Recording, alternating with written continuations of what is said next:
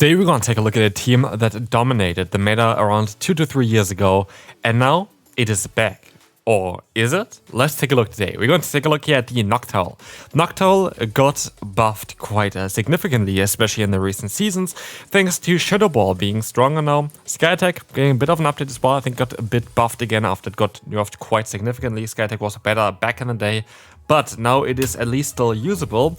But funnily enough, I actually looked it up as well before trying this team. It is better, even in neutral scenarios, to go for Shadow Ball over Sky Attack. Shadow Ball is a stronger move. Sky Attack is 75 damage for 50 energy, which means with a stat bonus of 20%, thanks to the flying typing, you end up at exactly, I think, 90 damage, while Shadow Ball is 100 damage. So you're going to, always kind of want to go for the Shadow Ball if you can, because it just does more. Otherwise, we're going to have Stunfisk here. Stunfisk needed to get nerfed like multiple times in order to make it like go away basically, and now most of those nerfs actually got reversed, which is kind of funny. Basically, what happened to Stunfisk is, first off, Rockslide got nerfed quite early on from 80 damage to 75 damage. Then the Earthquake got nerfed by minus 10 damage in order to nerf this Pokemon even further. It was still there. So what they did next is nerf Rockslide to 65 damage and put Mudshot completely down and let it generate less energy. This made Stunfisk basically completely disappear from the meta. I think it was season 20 where this big update came towards it, and ever since then, Stunfisk never really appeared again. This was, I think, like over 1.5 years ago, or close to 2 years ago. And ever since then, Stunfisk has been gone from the meta. And now the Rockslide nerf got reversed, as well as the Mudshot nerf got reversed. So what still happened is, it's still like, the Rockslide is still, I think, 5 less damage than was in the beginning for basically Stunfisk, and Earthquake is still at minus 10 damage compared to the heyday of this Pokemon. But still, this Pokemon is now kind of closer to where it was back in the day. And so it's an interesting video, because Sableye always has been good. Sableye has been always kind of been buffed only recently with Foul Play getting changed with the coverage that this Pokemon received. This Pokemon got buffed quite significantly in the meantime, while Noctowl as well as Stunfisk really were nowhere to be seen, and now they could be back. But let's take a look at the team. Great catch by the opponent. That was kind of embarrassing for me that this went on to a Licky, but that is fine. We are going to be able to here now though go for the Earthquake against the opponent's Licky, hoping that this is going to allow us to get the KO. It does get the KO, and now it's only the Grumpig in the back there. But what we have to do here is, because they have a lot of energy, is that we have to kind of catch a move. They're going to go for the charge move now. I assume that they're not going to have yet all their energy, so I'm going to stay in for 2 more fast moves and swap out, and now I can catch their move, as how first I caught my move, which kind of made them go into a very good position, and now I catch their moves, which allows us to let them forfeit. So, next up, we're going to have the Sunfish against us in the lead. We're going to have here, them outspeeding us to their hard-hitting charge move. They have Drill Run. Drill Run is going to be super effective against us. It does knock us out straight away because we have a lot of bulk on our Stunfisk, which you know, of course, from back in the day, this Pokemon is insanely bulky. And we can go for the bait and now swap out into our Sableye. Sableye is going to be able to push them equally, but not being weak to the ground-type damage. And we can go ahead and go for the Foul Play now against the opponent. This is going to be fine. This is going to allow us to get some nice damage in, and we can knock them out straight away after. In comes 2-Cannon, and we can still at least reach a Foul Play. While we're not going to be able to reach the harder hitting move, we're going to be fine here, because we not only get the shield, we're also going to get the alignment. And this is key, because we want to get our Stunfisk aligned against the opponent's 2-Cannon. But they swap out here, which is totally fine, because Dusknoir has nothing to do against Noctowl. We even outspeed them here to our charge move, and this is going to knock them straight out. And now, even if they're going to get rid somehow of our Noctowl, we are in a perfect position, because what we have here is the potential of going for a Rock Slide later on, resisting that damage as well, and just taking the damage here because they're forced to go for the hard-hitting move. I knew that, and now they're going to be super low. I can even try to catch a move here with our Stunfisk, but the opponent is going to go ahead and go for their Beak Blast, knocking us low, but not out, and they forfeit next, and we can move on to the next opponent. Alright, Shelgon might look like a very good lead, but it's actually not that good directly because they have access to Flamethrower. So like they have super effective coverage against us. The benefit is here that we resist the fast move, but it's not like straight away like a great matchup for ourselves. That's kind of more what I want to say. But because we land the Earthquake, we are actually going to be in a position where we can go for the Rock Slide and we can knock them out here early. This will allow us to give us a Pokemon advantage while basically losing next to no HP on my Pokemon, which is kind of fantastic. As they go into the Doublade, I Support straight away, and this was a mistake. They go into the Licky now. What I should have done, maybe I should have went ahead and went into my Noctowl, which is not my ideal answer against the Doublade. This is going to be now a very tough uphill battle. At the end of the day, the opponent is going to have access to, yeah, great coverage here basically. And I will let this move go. The Shadow Ball is going to connect. It is going to allow them to go for another charge move here as well. But what I'm trying to do is I'm trying to go ahead and go into my Stunfisk still, get some energy, but stop out into the Doublade. I try to catch the move and it works out beautifully. Sacred Sword, of course, is super effective against our other Pokemon. Here it's just going to be neutral and not even that nice. And the cool thing here is that, of course, we're going to have two moves that have the equal amount of energy, both are 50 energy, but we're also going to be able to double resist the opponent's fast move, which now puts us in our Noctowl, and this, by the way, why Noctowl is so nice, and in a position where we can tank those hits still. Noctowl is quite bulky. This was the main reason why this Pokemon was used over other normal and flying type Pokemon, is the bulk of this thing, and the bulk never disappeared. This Pokemon is still quite bulky, and now we're gonna go down against the opponent, but we're in a position where we still have some potential, at least with our Stunfisk. And so I decide to use a shield here against the Sacred Sword. Sacred Sword comes in, and they're gonna get to another one. But this is going to be now the position where we have to be a bit mindful because they have the option to stop out and catch the move. They didn't do that. We have the Earthquake now coming in, which played it basically perfectly here. And now in the back is going to be a Licky, and they get there by 1 HP.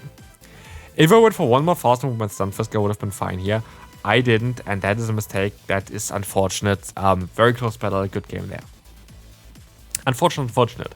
So, one Pokemon that wasn't around while we played this team, this is by the way the thing, I just built this team based on what was popular back in the day.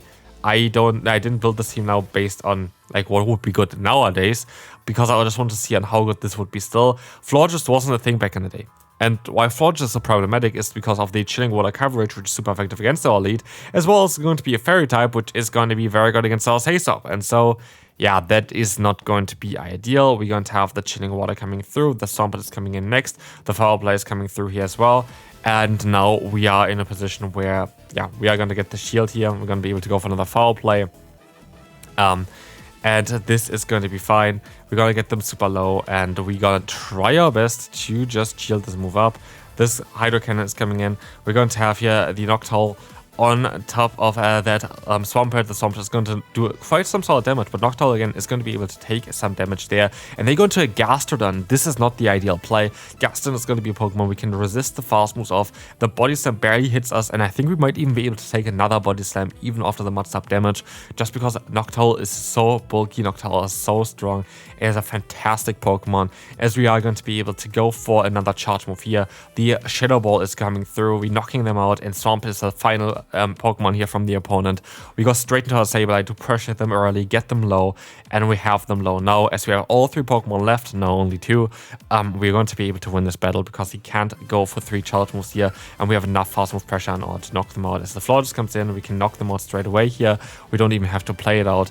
The Sky Attack is gonna knock them here, and we can now farm down the opponent's Swampert to win the battle. Alright. We're going to have here the Gourgeist. Gourgeist is going to be an interesting Pokemon because it's a very, very bad for our lead, but it is actually very good for our backline, especially our Noctowl. What we just need would be alignment, and so I'm going to try my best here to see if I'm going to be able to get that or not, as we have here the Charge Move coming in. The Power Gem is going to get them low.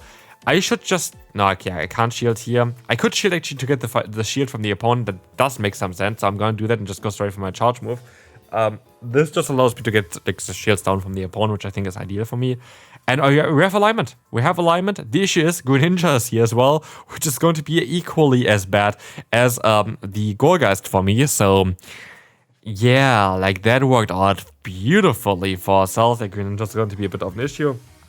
It's a core breaker for lead as well as Haystop. Greninja was already, I think, around at that point as well. But, yeah, it's just a very rare Pokemon to be seen. And as you see here, the Rock Slide is coming in, doing some actually significant damage here, and we can use a shield against the opponent. This is going to be the Hydro Cannon, but the issue is they're going to get another one, and now it's all down to if Noctowl survives the Hydro Cannon and whatever damage that Gurgas is going to do, and they already have quite a bit of energy, and so that's going to be a bit tougher for us. Seed Bomb comes in, and we're going to have here the Shadow Ball getting some damage onto the opponent, or more the shield at this point. And now we have to try to catch. They would have the move here. They knew I would catch this move as well. And of course, now we're going to lose this battle. Close one though. Good game to the opponent, and we can move on to the next one. We will face off against a very good Pokemon for us, the Bastion. And somehow they stay in. And I have no idea why. Okay, they catch now the move onto the Azumarill, which, to be fair, I don't actually mind. Back in the day, it was a bit of a better matchup because Earthquake just did more damage.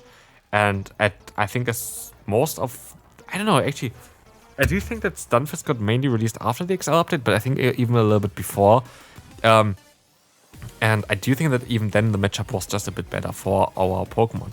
But here, we are going to be able to get to another charge move. The Shadow Ball comes through against the Azu, and now this thing is gonna go down. The Bastion comes back in, trying to get some energy. But I need to keep alignment, and this is very important. And actually, the Shadow Ball could be kind of nice, because I don't think that an Earthquake is going to knock them out straight away.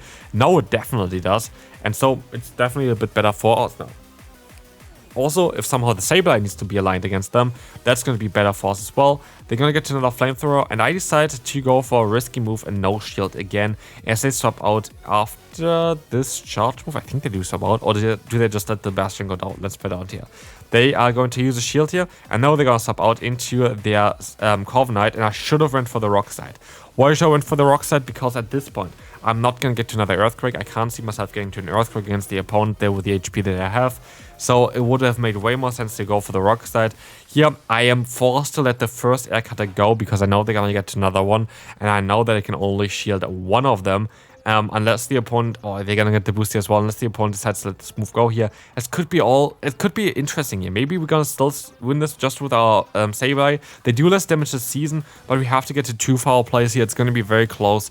The charge move is going to come through. It's going to allow us to get that shield, and we can still go for another charge move here thanks to Sableye, winning us this battle, and we can move on to the next opponent, where we will face off against the Fortress. Fortress against us is going to be okay. We resist the fast move, we double resist the fast move. The issue is here the Sand Tomb that is going to add up. And I just want to see on how this matchup is going to be. I go for the Earthquake straight away. I will land this straight away as well and do some solid damage. But as you see, it barely does more than half health. And that means I have to go for another Earthquake in order to actually knock them out. But because of this, they're going to get to quite a bit more damage there as well onto us. But we still should be able to win this matchup generally. They're going to let the move go, and now it's just us. They're going to sub instead. Okay, Gyarados. I do think that's going to be ideal for us. But it's still going to be a bit of a tough matchup. Like at the end of the day, I could just play it out and shield twice and get them super low.